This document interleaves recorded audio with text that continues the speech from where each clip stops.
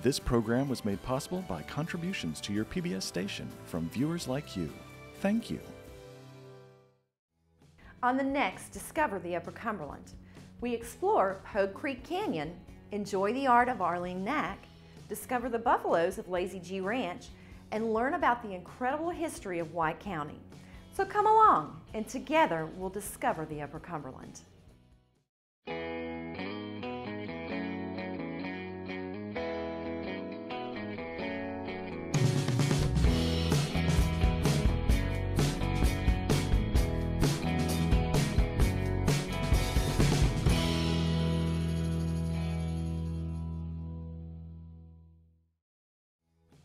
Welcome to a new season of Discover the Upper Cumberland.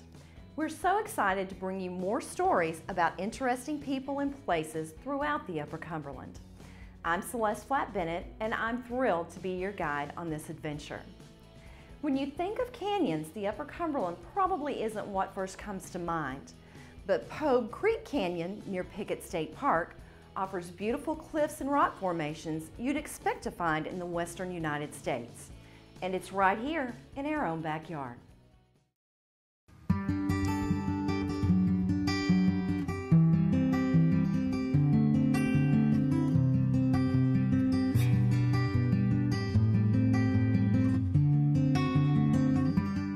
We are in Fentress County on top of the Cumberland Plateau at Pogue Creek Canyon, which is over 3,000 acres, very close to Pickett State Park.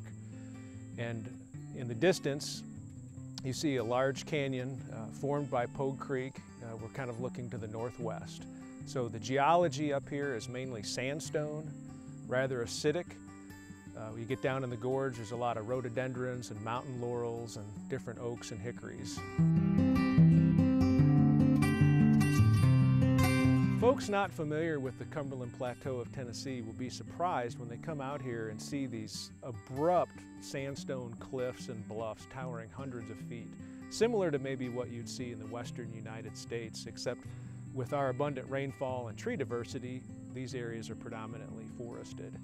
And when you show pictures of Pogue Creek Canyon to people who've not been here, sometimes they're surprised that this even exists in Tennessee. If you hike the trail at Pogue Creek Canyon, you'll come to this overlook, and if you descend down into the gorge, you'll see a number of towering sandstone cliffs and then an arch that's named killdeer arch, because when you look at it from a certain angle, it looks like the profile of the bird, a killdeer. You'll see some interesting rare plants. These are areas underneath these arches were inhabited by Native Americans, and it has just a long history of human use, post-Native American use, and then also use from Tennessee settlers. Depending on one's fitness level, this I think would be a moderate hike, maybe strenuous. If you hiked the whole trail, it's a little over 5 miles. It's 5 miles one way. So one way to do this is with a shuttle over off of Black House Mountain Road. You can leave a car at one trailhead, and we do public hikes where we do that. If you don't have that option, you can walk to this overlook where we are now. It's about maybe a mile from the parking area, and then also descend down into the gorge and really get a great feel for what the Cumberland Plateau has to offer here at Pogue Creek Canyon. Visitors to Pogue Creek Canyon and all of our parks and natural areas, it's really best to stay on the trail. These trails were designed to minimize impacts, and you might not even be aware, but there could be some sensitive areas. So we try to direct visitors to those special places where they can enjoy the area with causing the least amount of disturbance. So up here on the sandstone cliff, for example, we have stunted trees. There's not a lot of water. It's very harsh and very dry, and the trees and plants around you can be really quite old.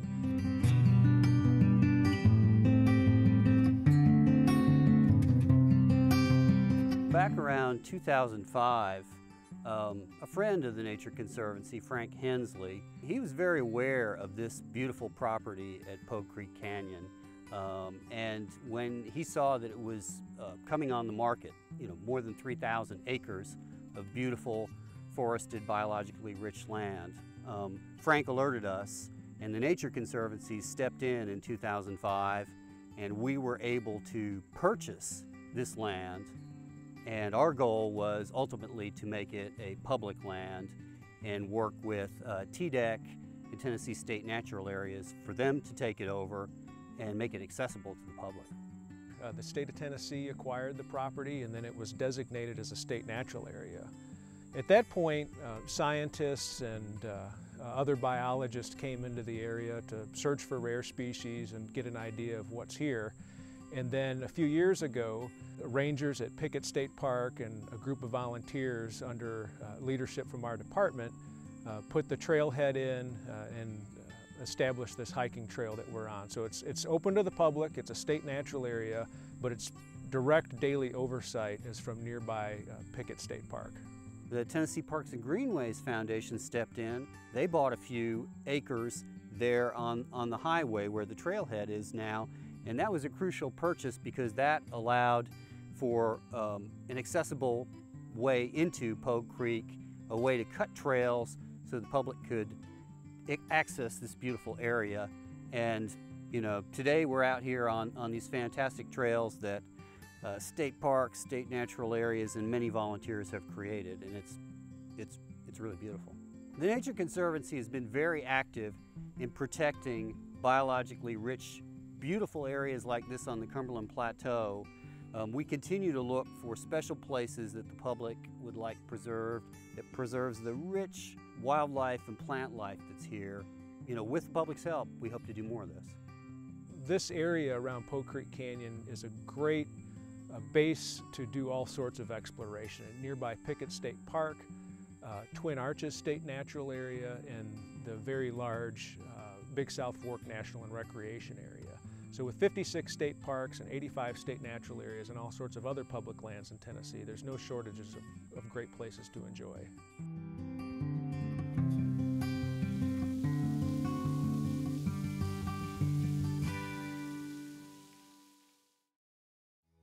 Many artists use nature as an inspiration for their work, but Arlene Knaak is a clay artist that is not only inspired by nature, she incorporates it into her work in a unique way, creating beautiful pieces of art that bring the beauty of the outdoors inside to enjoy year-round.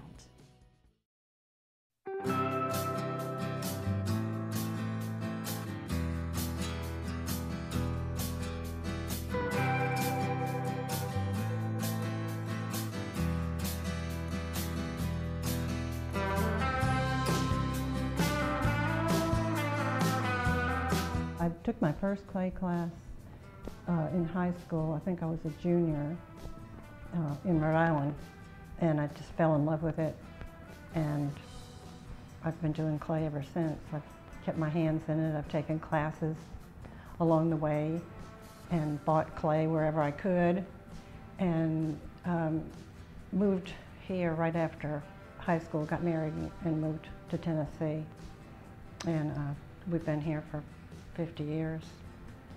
I've taken mostly functional clay classes for pottery, dishes, cups, things like that. But I did start off sculpting with sculpture, and I still have a piece from my first clay class in high school.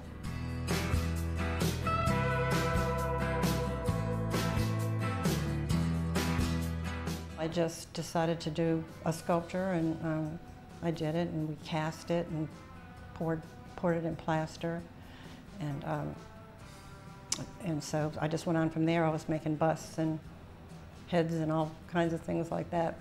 Mostly all my functional pieces were wheel thrown, although I did do some hand building of functional cups and things like that. And that's what I really like to do, is hand building rather than wheel throwing and glazing and all that.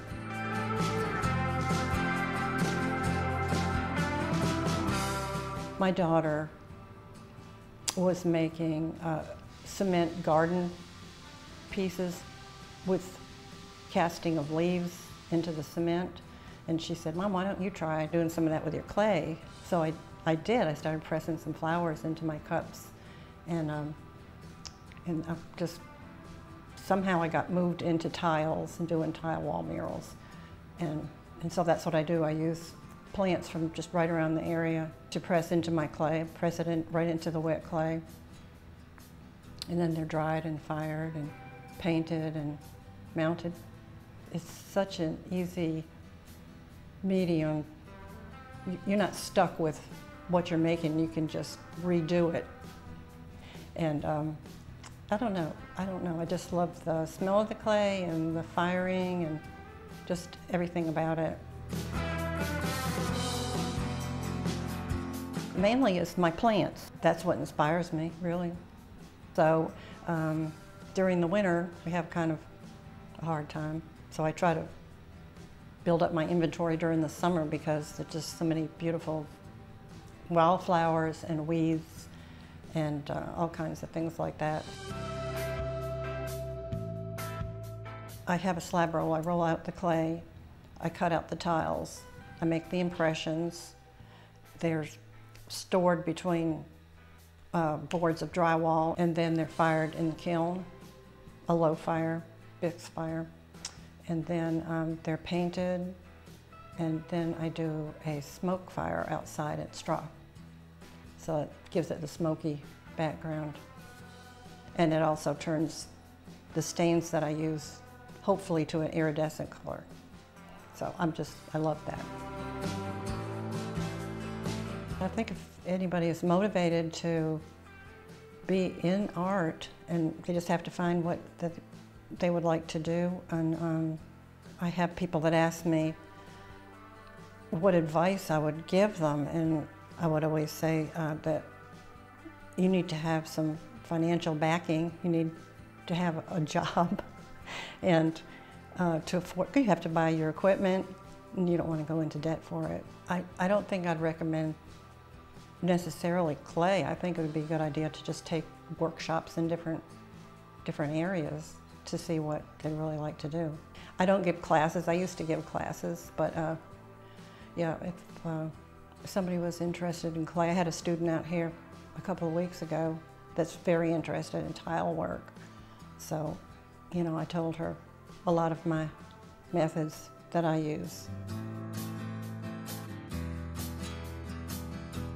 We were looking for a place out in the country, and we were in Hendersonville, and the closer we came here to with the hills, that's where I wanted to be. I just wanted to be there. I don't know, maybe I'm a hermit or something, I don't know.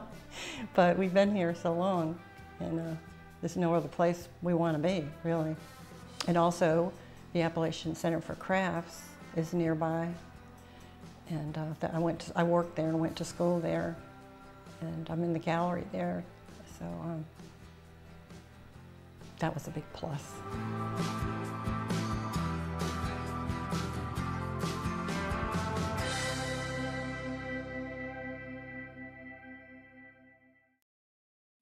In addition to canyons, another icon of the southwestern United States that is not usually associated with the Upper Cumberland is the buffalo.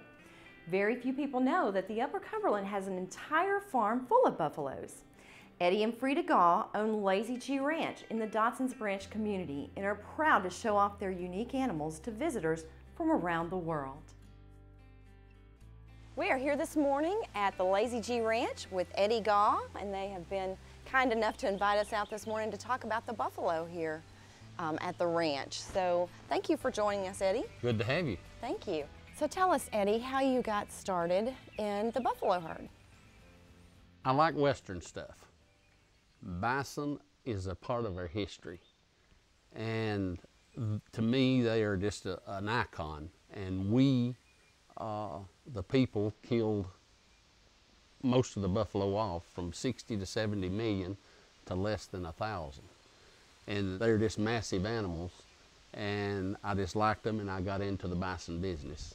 So intriguing to you. Oh yes, yes, they're just magnificent animals when you get up around them. Okay, well tell us a little bit about them, because like you said, you know, we don't know much about them.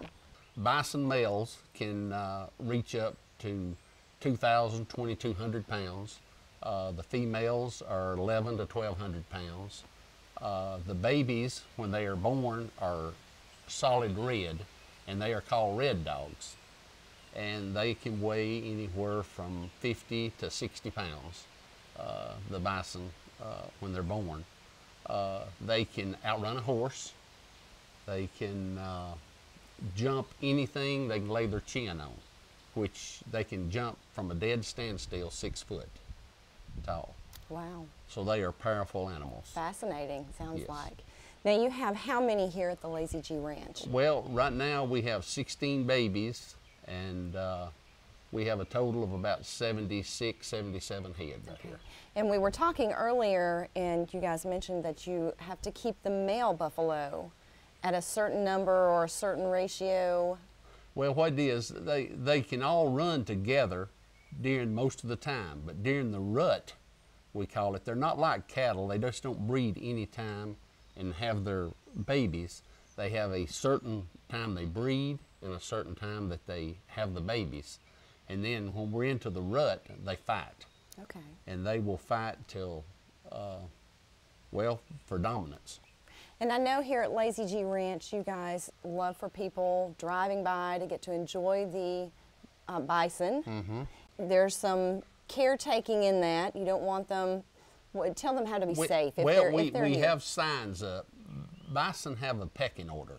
Okay. And it tells you that if you got in the field with them, what makes you think you won't be in that pecking order? Right. So when they come to the fence to eat, we feed them bread. And they come to the fence, your dominant male and dominant female will be the first ones up to the fence. And your dominant female is the one that leads the herd. You'd think it'd be the bull, but it's not, it's the female. Okay. So I have signs up that they are wild animals. They cannot be domesticated. It's just like a tiger or anything else. They can train them, but still they've got wild instincts. We're going to have Miss Frida come over and sit in with us, and she's going to tell us what she enjoys most about the bison in the Lazy G Ranch. Thank you again, Miss Frida, for having us out here at the Lazy G Ranch. You're welcome. You guys here at the Lazy G Ranch, as we said earlier, welcome visitors. Absolutely. You had some visitors from France? Yes, we had a family from France. We got here when we came home, and they were sitting up here by the shed in a rental car, and they started talking to us about how they had brought their daughter a few years before to America, to the United States, so that she could see buffalo, because she just had a special interest in them ever since she was young. And they took her out west, and they didn't see a lot, didn't see anything close.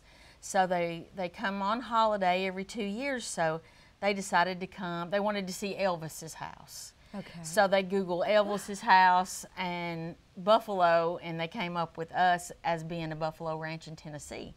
So they made us a stopping point and loved it so much. Sarah is coming to be our guest here in July for a week or so, and because she just wanted to come back so bad. So her parents are allowing her to come, and she's 18 now. Right. And so she's coming to visit us again. How fascinating that she gets to do that, her interest and her love for bison. Yes, it's so cool. We're excited right about here in her coming. Tennessee. So there's a goal across the nation Yes. of a number of bison that they want to see in population. Tell us a little bit about that. Right. The goal of the National Bison Association is to have 1 million buffalo back in the U.S. by the year 2025. And right now we're halfway there, okay. 500,000. 500,000. Living in the U.S. right now.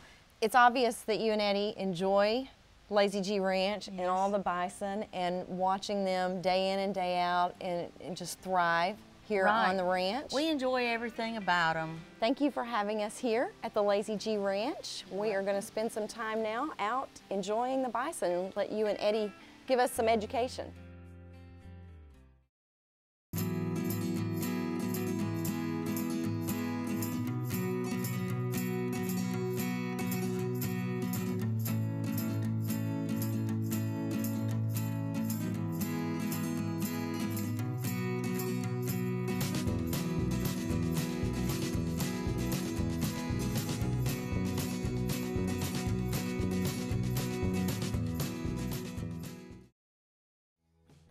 The Upper Cumberland has so much amazing history, and museums across our counties are preserving this rich history.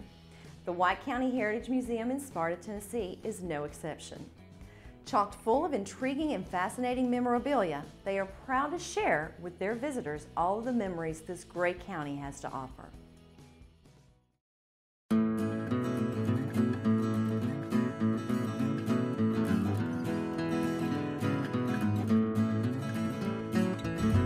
My name is Peggy Hurto, and I'm the co-director of the museum, and my husband and I were responsible for setting up this museum 10 years ago.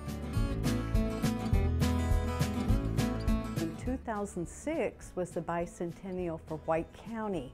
One of the parts of the celebration was several citizens here got together.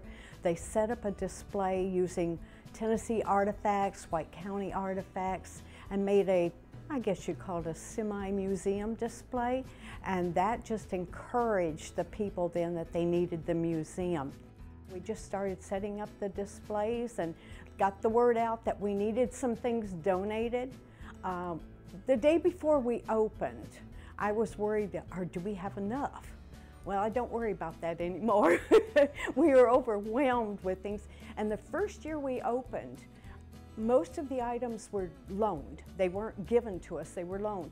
This last year we had one loan and everything else is donated, and that seems to be the way it's going. They know we're here, we've been here 10 years, and we don't plan on going anywhere except maybe a bigger building. Then we have a military museum, which we think is great. We love to honor our soldiers, and we get a lot of uniforms, more uniforms than we can actually display at one time, so we tend to rotate those. We have a Civil War section, and in that section we have the revolver that belonged to General George Dibble, which was taken from him when he surrendered in Washington, Georgia. That gun ended up going all the way to Connecticut, and we found it on a website for sale all these years later. So I think it was 2009 we purchased that revolver using no county money, only donations from local people, from the UDC, from Sons of Confederate Veterans. Anybody that was interested and had relatives in the Civil War chipped in to buy that gun. And the interesting thing was, at the end of the trial period, we had it for 3 months. At the end of that period, we were $10,000 short, and an anonymous donor from Knoxville sent a courier with $10,000. To this day, we don't know who sent that money, but we're thankful for it. Back in the military section, again, this is something we've only had for a couple of months, and it was a local gentleman, Joseph Betterton, who was in the Navy, started out as a photographer's mate, then he was made chief photographer. And what I find really interesting about this man is during the bombing of Pearl Harbor, he climbed on top of an administration building taking photos of the planes bombing and firing upon the people in Pearl Harbor. He has a commendation for that, and the family has given us some pictures. Now, most of his pictures are in the Smithsonian. We have one of his cameras, we have his uniform, and after the war, he became a special ed teacher here in White County. I don't want to leave the women out on this. We have a young lady. This lady was White County High School graduate. She was a cheerleader. She went on to become a nurse. Then she went to Vietnam and was given several commendations for her nursing abilities there. And she died just a few years ago, and most of her items are on display in Nashville. But we do have her cheerleading uniform from White County. Because the train was so important here, we have a model train layout. It was actually built for us by a couple from the Crossville Model Railroad Club. My husband had belonged to that club, and so they were friends of his. And when we started the museum, the county executive and my husband both agreed had to have a train layout depicting that. This train layout shows Sparta at the turn of the century and other small towns in White County. Shows the old courthouse before it was torn down, and the train track actually goes up to the coal mines, goes through the coal mine, brings the coal back down, and it would go to Tullahoma. It would do this run 2 times a day, and it would have a passenger car, and people could ride down from the mountain, do their shopping, take the train back home in the afternoon. The history here, I have never seen so many famous people that came out of an area that I considered a small town, small county. It's amazing. Every day we learn something new about history here in White County, and we'll go, I didn't know that. You know, it's amazing. I have always liked history, even as a child, and doing my own family's genealogy just gets you deeper and deeper into it. But I am a firm believer that we learn from our history. If we don't preserve the history, how are we going to learn what to do and what not to do in the future? That's why I hate to see a lot of destruction or people just throwing things away that they think are no use because they're old. They are useful. They teach us lessons, and we need to learn those lessons.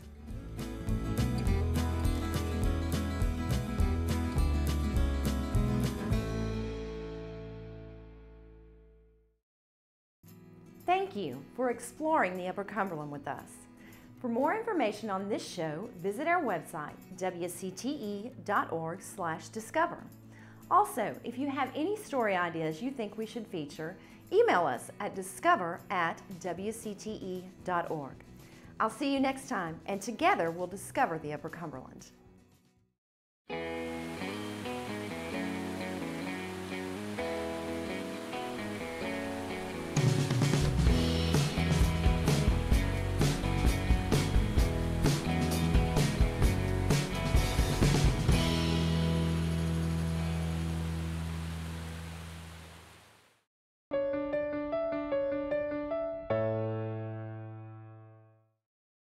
This program was made possible by contributions to your PBS station from viewers like you. Thank you.